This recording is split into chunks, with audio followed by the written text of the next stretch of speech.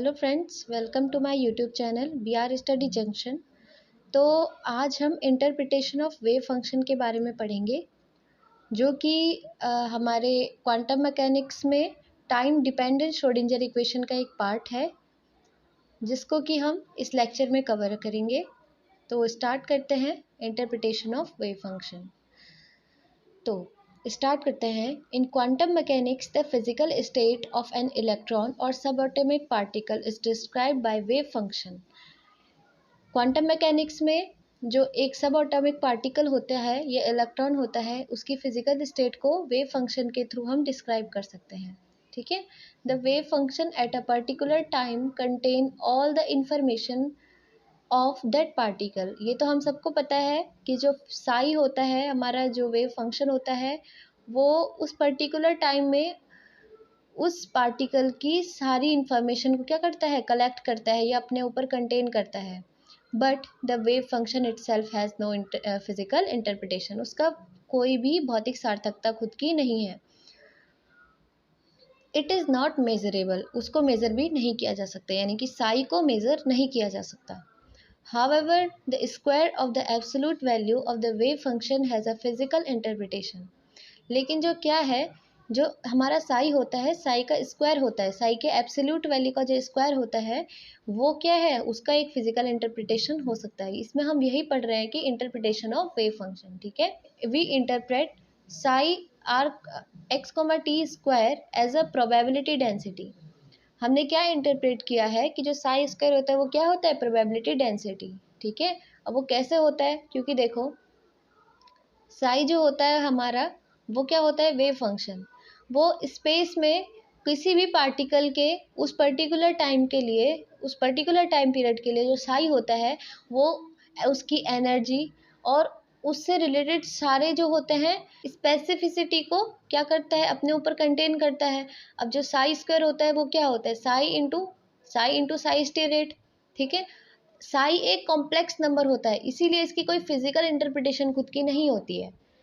पर हम साई स्क्वायर को निकाल सकते हैं। साई स्क्वायर का मतलब हम psi star into psi is equal to mod of psi square, इसकी वैल्यू निकाल सकते हैं। और इसकी वैल्यू तुम्हें पता है, जहाँ मॉड होता है वहाँ पॉजिटिव वैल्यू आती है और एक रियल आएगी। क्यों?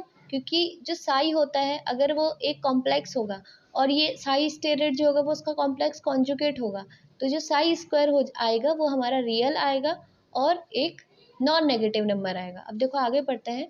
The interpretation is possible because the product of a complex number with its complex conjugate is a real and non negative number. ठीक है। अब देखो, जब हम इस वैल्यू इसकी वैल्यू निकालते हैं साई स्क्वायर की, ये इसकी वैल्यू निकालते हैं, तो इसमें क्या होता है, साई स्टेरेट जो होता है वो कॉम्प्लेक्स कॉन्जुगेट होता है और साई जो होता है वो नॉर्मल कॉम्प्लेक्स होता है हमारा। ठीक है। हमने एग्जाम्पल देके इसको बताया है कि if psi X comma T is a complex wave function and its conjugate is psi star X comma T, then psi X comma T is equal to A plus I B. So psi star X comma I T is equal to A minus I B. जहाँ I रहता है, अगर हमें complex conjugate निकालना होता है, वहाँ पे हम क्या रख देते हैं, माइनस का आई रख देते हैं। ठीक है। तो इसमें ए माइनस आई भी आ जाएगा। दोनों इक्वेशन में क्या मल्टीप्लाई कर दो, दोनों इक्वेशन को मल्टीप्लाई कर दो। दोनों इक्वेशन को मल्टीप्लाई करने पे क्या आ जाएगा, हमारा ए स्क्वायर प्लस बी स्क्वायर आ जाएगा। अब जो ए स्क्वायर प्लस बी स्क्वायर, इसमें कहीं पे भी आई नहीं है। जहाँ आई एब्सेंस होगा वहाँ पे वो क्या हो जाएगी, क्वांटिटी रियल हो जाएगी, और रियल के साथ साथ में पॉजिटिव भी आ रही है। ठीक है। सो साई एब्सोल्यूट का जो स्क्वायर होता है वो ए स्क्वायर प्लस बी स्क्वायर आ जाएगा।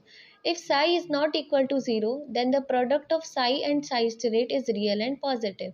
This quantity psi r comma t का whole square is called probability density.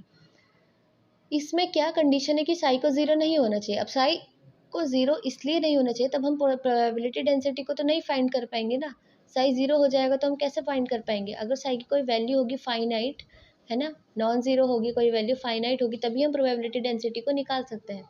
क्यों? क्योंकि ये क्वांटिटी ही साई से क्या हुई है, डिराइव, साई से ही डिराइव हुई है। साई इंटू साई स्टेरेट को ही साई स्क्वायर बोलते हैं। ठीक है। Hence the wave function stores all the information of available to the observer about the system. जो हमारा वेव फंक्शन होता है वो एक सिस्टम में जो ऑब्जर्वर होता है जिसको हमने ऑब्जर्व करना है, यानी कि ऑब्जर्वर हमारा पार्टिकल हो सकता है, इलेक्ट्रॉन हो सकता है, उसकी सारी इन्फॉर्मेशन जो होता है इसके वेव फंक्शन के पास अवेलेबल होती है, ठीक है।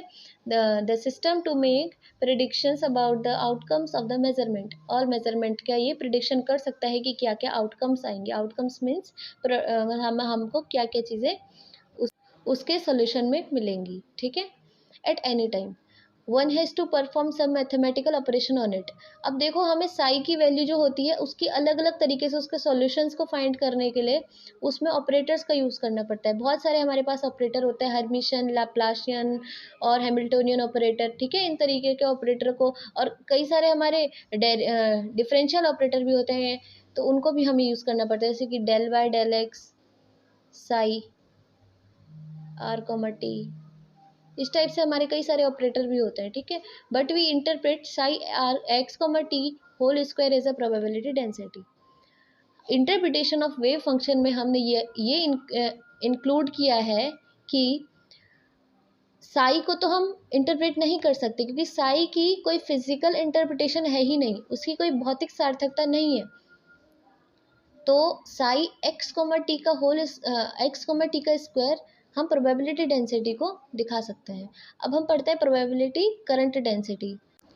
क्योंकि फ्रेंड्स जो वीडियो होगी वो लॉन्ग हो जाएगी, तो ये प्रोबेबिलिटी करंट डेंसिटी है हमारा अगला टॉपिक है, हम अगले टॉपिक में क्लियर करेंगे प्रोबेबिलिटी करंट डेंसिटी को, ठीक है।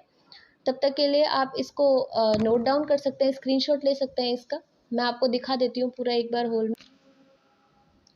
इंटरप्रिटेशन ऑफ वेव फंक्शन, आपको ये ध्यान रखना है कि जो वेव फंक्शन है उसका अपने आप में कोई फिजिकल इंटरप्रिटेशन नहीं है, और जो वेव फंक्शन है वो एक कॉम्प्लेक्स क्वांटिटी, हम क्या प्रोबेबिलिटी डेंसिटी को फाइंड करते हैं, यही हमारा इंटरप्रिटेशन है कि जो हमारा साई स्क्वायर होता है वो एक प्रोबेबिलिटी डेंसिटी होता है। अगले वाले हम टॉपिक में प्रोबेबिलिटी करंट डेंसिटी को डिस्कस करेंगे, ठीक है फ्रेंड्स। तब तक के लिए टेक केयर, और अगर आप मेरे चैनल पे नए हो तो आप वीडियो को लाइक, कमेंट और शेयर ज़रूर करें, और हमारे चैनल को भी सब्सक्राइब करें। Thank you all of you.